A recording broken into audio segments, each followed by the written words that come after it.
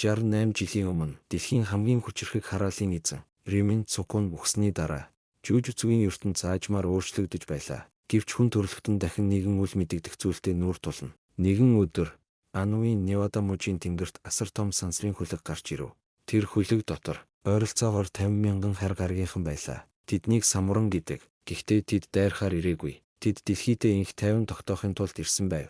Сансрын хөлөг дотор нэгэн ивэртэй самуран залуугаас асууна. Яагаад бид Америктай биш, Японтой дипломат харилцаа тогтоох гэж байгаа юм бэ? Түүний бодлоор дэлхийн хамгийн хүчирхэг улс нь Америк байх ёстой байлаа. Гэвч залуу самуран хариулав. Америк бусад ертөнцийн амьтдтай холбоотой бүх дипломат асуудлаа Японд шилжүүлсэн гэж. Учир нь Японд жирийн хүнээс өөр чадвартай хүмүүс байдаг. Тэд хараалын энергийг ашигладаг. Хүмүүс тэднийг жүжигчгийн шиднүүд гэж нэрлэдэг. 2076 он 10 жилийн өмнө бид 6 настай Юта Окоцугийн ач охин Юка Окоцутэй уулзсан. Тэр өвөөтэйгөө хамт цагийг өнгөрөөж байлаа. Түүний өвөө бол өмнөх үеийн гол дөрүүдийн нэг Юта Окоцу. Нэгэн өдөр Юкад өөрийн хамгийн нандин зүйл болох бөгжөө өгнө. Юка эхэндээ татгалзав. Учир нь энэ бөгж өвөөгийнх нь хамгийн үнэтэй зүйл байлаа. Гэвч Юта түүнд хэлв. Тэр бөгж бол зүгээр нэг үнэт идэл биш. Энэ нь Юкаг хамгаалах зүйл. Учир нь Юка хэтэрхий бодлогогүй, аюултай зүйл рүү өөрөө ордог байв. Тиймээс жинхэнэ жүжигчгийн шидтэн болох хүртэл энэ бөгж түүнийг хамгаална. Юка баярлан өвөөдөө амлав. Тэр хүчтэй болж жүжигчгийн шидтэн болно гэж. Гэвч 4 жилийн дараа Юта Окоцу энэ ертөнцийг орхив. Түүний амьдрал дууссан ч түүний үлдээсэн хүсэл итгэл нь Юкагийн дотор үлдсэн байлаа.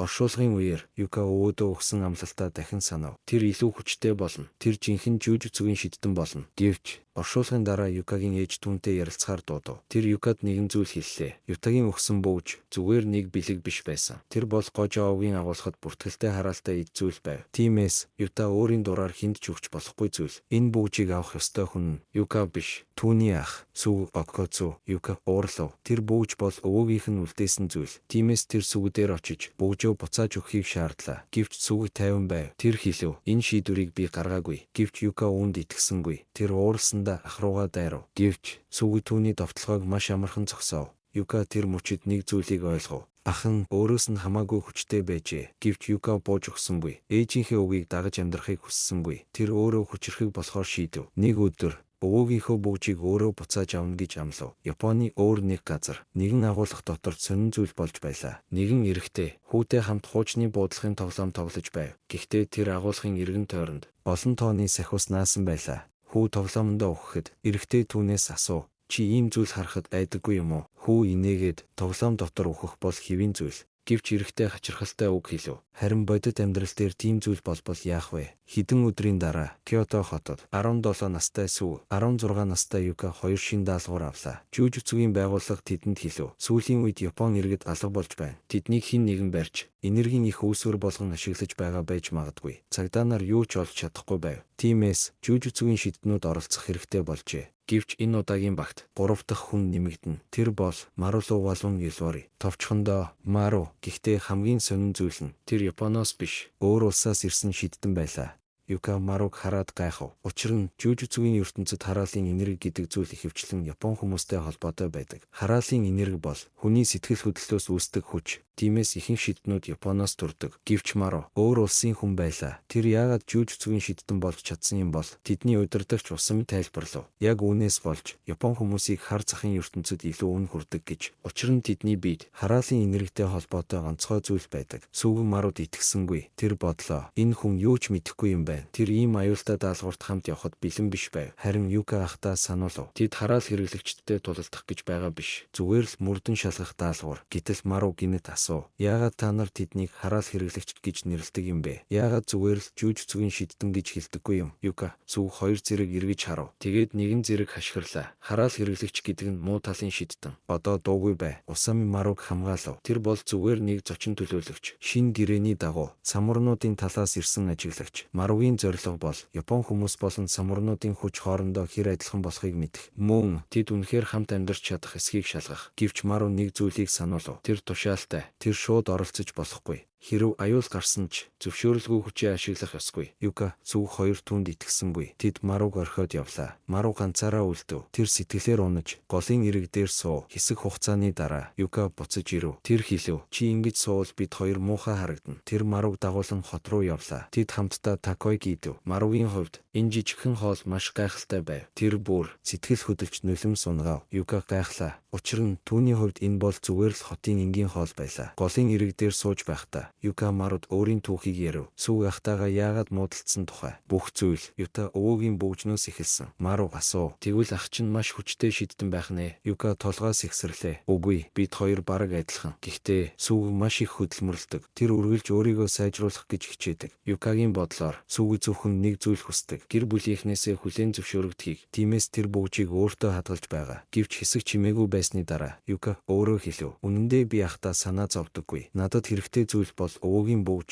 Мару түүнийг хараад ойлгов. Тэд хоёулаа өөр зүйл хөөж байгаа мэт боловч үнэндээ нэг л зүйл хүсэж байжээ. Хүчтэй болох, өөрийгөө батлах. Юка Мару хоёр мөрдлөгөө эхлүүлв. Тэд хотын гудамжаар явж алга болсон хүмүүсийн уул мөрийг хайлаа. Гэвч Мару удалгүй ядарч эхлэв. Тэр газар бүрийг шалгасан ч юу ч олж чадсангүй. Юка инээмсэглээд хэлв. Чи анх удаа мөрдөж байгаа болохоор ингэж харагдаж байгаа юм. Тэр Маругаас асуулаа. Замын төгсгөлд аль зүг рүү явах вэ? Мару бодлгүй хариулв. Баруун. Юка шууд баруун тийш эргэв. Дараа нь дахин асуулаа. Одоо зүүн. Тэр зүүн тийш эргэлээ. Мару гайхав. Чи яагаад миний хэлснийг яг дагаад байгаа юм? Юка түүнд жижиг цаас шидэв. Мару цаасыг хараад гайхлаа. Учир нь дээр нь түүний хэлсэн бүх чиглэл яг бичээстэй байв. Юка тайлбарлав. Энэ бол зүгээр нэг зам биш. Энд харааны төөрөгдөл үүсгэдэг хараалын техник ашигласан байна. Хүн замаа алдсан үед тэр зориуд гаргасан замаар явсаар байвал эцэст нь хамгаалалтын хилд орж баригдана. Тиймээс энэ хүн хүмүүсийг ингэж хуурч авч явж байгаа. Мару Юкаг биширлээ. Чи үнэхээр гайхалтай юм. Гэвч Юка тоосонгүй. Яг тэр үед сүг гарч ирэв. Тэр бас энэ газрыг олсон байлаа. Тэр хэлв. Хэрв та хоёр энэ замаар үргэлжлүүлээд явбал өөрсдөө ч баригдана. Сүг холдох гэж байтал